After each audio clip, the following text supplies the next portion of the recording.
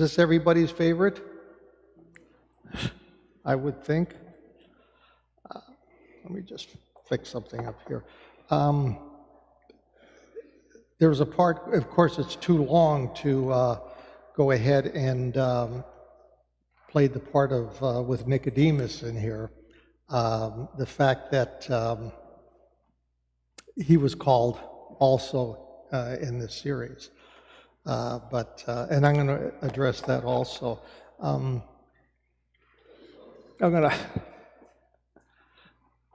My eyeballs can't focus on that.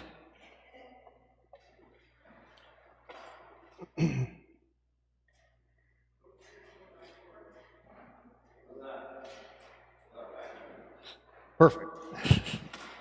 Thank you.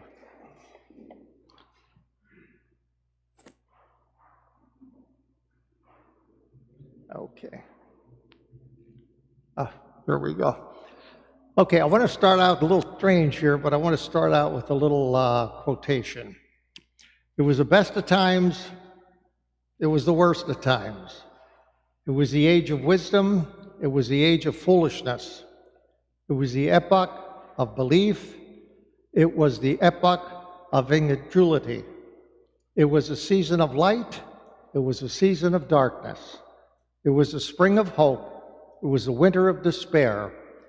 We had everything before us, we had nothing before us. We were all going direct to heaven, we were all going direct the other way, in short. The period was so far like the present period that some of its noisiest authorities insisted on its being received for good, for evil, in the superlative degree of comparison only. That's one sentence. Can anyone tell me where that's from? No? A Tale of Two Cities, Charles Dickens. Then what does this have to do with this episode of The Chosen?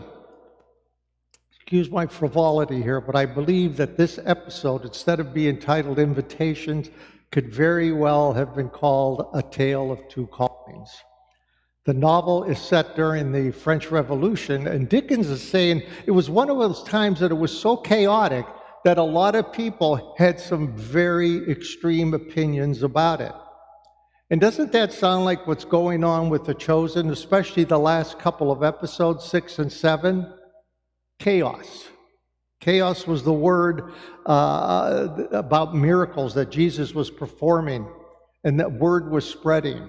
And people didn't know what to believe, didn't know what to think. Crowds were beginning to grow.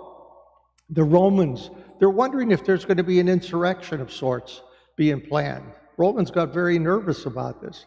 The Jewish leadership is angry, and they're concerned about this crazy John the Baptist going around calling them vipers and all that kind of stuff, and Jesus upsetting their comfortable apple cart of impossible to follow Jewish laws. And they were losing control over many of the Jewish faithful.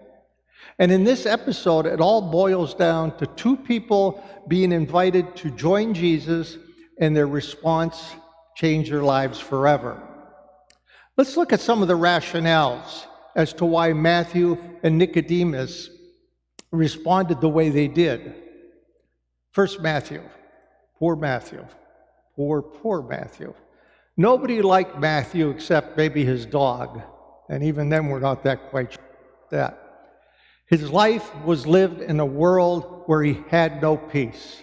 He had no peace within his heart, and he feared everybody that he passed. He was a Jew. The Romans hated Jews. He was a tax collector. The Jews hated tax collectors. So he's stuck between these two ideologies. And how did this happen? If you see the way he's portrayed in this series, his awkwardness made it difficult to make friends. I could picture him being that kid at Hebrew school that everybody made fun of him. Most likely he was bullied. And the Romans, seeing this, probably figured that they had a pigeon here. He was an easy mark, and then they could talk him into collecting taxes for them. They most likely kind of schmoozed him until he was stuck on board with them, And then after he was with them, they bullied him too, in a different way, showing him no respect whatsoever. So he's caught in the middle here. He's caught in the middle. And you throw in his witnessing of that miracle of the huge catch of the fish, along with the growing popularity of Jesus among many of the Jews, and what do you have? You have a vulnerable young man looking for acceptance from anyone, even from a man that would have him abandon everything to follow him, knowing that the members of Jesus' group, especially Simon, hated him. He still gave up everything to follow. And after everything that he witnessed, when Jesus called to him, "Follow me," there was no hesitation. You see that? He locked it right up. Going back to Nicodemus, now let's turn our attention to Nicodemus. That was a little different, the way he responded, obviously, to Jesus' call at that time. Nicodemus is the antithesis of Matthew, if you would. He was a powerful Jewish leader. He was high up there in the hierarchy. He was like a cardinal, whereas Matthew was like a deacon, sort of. And he was a scholar, a teacher. And his expertise in Scripture was far and above most of the other Jewish leaders. And that expertise is what I believe made his decision of not following Jesus a very painful one, because he wasn't quick to dismiss what he saw regarding Mary Magdalene's healing, and it got him to thinking. And I think it was meeting with John the Baptist that really got to him, because when he had Shmuel, I have trouble saying that. Help me, Shmuel. Okay. I always want to say Shlemiel. Remember Shlemiel, Laverne and Shirley? Shlemiel, Shlemazel, Hosipha. Anybody know I digress. Anybody know the difference between a Shlemiel and a Shlemazel? The Shlemiel is the person that spills the coffee. The Shlemazel is the person that they spill the coffee on. Now you know. Anyway, so when they had him read that passage from Isaiah, and it sounded like it was, about the coming of the Messiah and of somebody, John the Baptist, announcing the Messiah, he was torn as what to believe.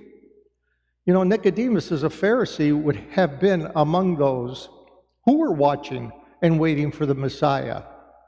But unlike Matthew, who followed Jesus immediately, Nicodemus did not. He was a Pharisee who did not follow Jesus because of everything that was so uncertain about his faith. He wanted to believe. You saw that earlier on in this particular episode. He wanted to believe. He met with Jesus. He got down on his knees at one point. So I think he truly did believe, but he was concerned about the consequences. As you know, Nicodemus had a lot to lose. His standing in the Sanhedrin, his family. You saw his wife. She certainly was not on board like Simon's wife was. And although Matthew's life wasn't peaches and cream, so to speak, Matthew too had a lot to lose. You saw where Gaius was telling him, he says, "You've got all this money, you live better than any of the other Jews. You have the protection of Rome." Yet he gave it up in an instant. The part about why did Matthew give it up in an instant? I was thinking about that because there was no hesitation, but something happened prior to this. I think it was in the episode before this. Anybody know what was kind of the final straw that got Matthew thinking, what I'm doing really isn't right, but it is what it is? Anybody? If I were to say that the conversation with Nicodemus is what got him all confused and worried, what conversation do you think, with whom did Matthew have that got him finally thinking, this isn't right? You have to speak up. Oh, well, that's a good one. I hadn't thought of that, but you may be right on that. I was thinking of another conversation. His mother. he had that conversation with his mother earlier. And what was he trying to do in that conversation? He was trying to justify what he did. He said, you know, I've got everything. I've got money, I've got a good lifestyle, and I can help you. I can help you too. And she said, we don't want your blood money. And to him, I think that really did it for him. Speculation, but it certainly makes sense. So wrapping this up, the final line of A Tale of Two Cities, anybody know the final line? Yeah, Chuck, you'll come up with it shortly.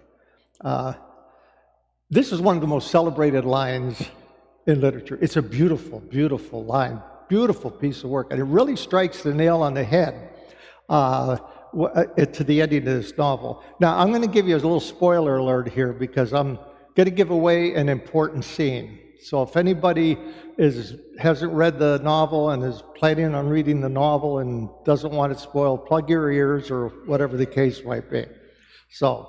But one of the main protagonists in this story is Sidney Carton. And in this novel, he goes to the guillotine. And he's strengthened and he's comforted by the knowledge that his sacrifice, the sacrifice of his life, the sacrifice he's making, has saved the woman saved the woman that he loves and her family. Knowing this, these are the last words in the novel. And he says, it is a far, far better thing that I do than I have ever done.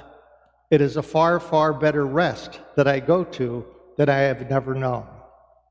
For Matthew, the decision he made to follow Jesus could very well be expressed, or at least paraphrased, in those final words of the novel.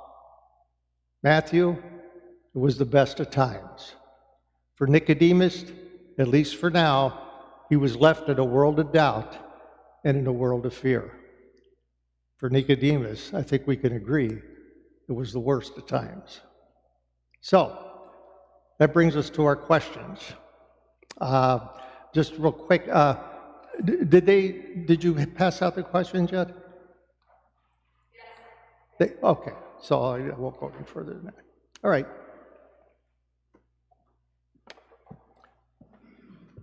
Deacon Tony, always bringing the wisdom. Thank you so much. You're welcome. So this is a time for us to break up into our small groups.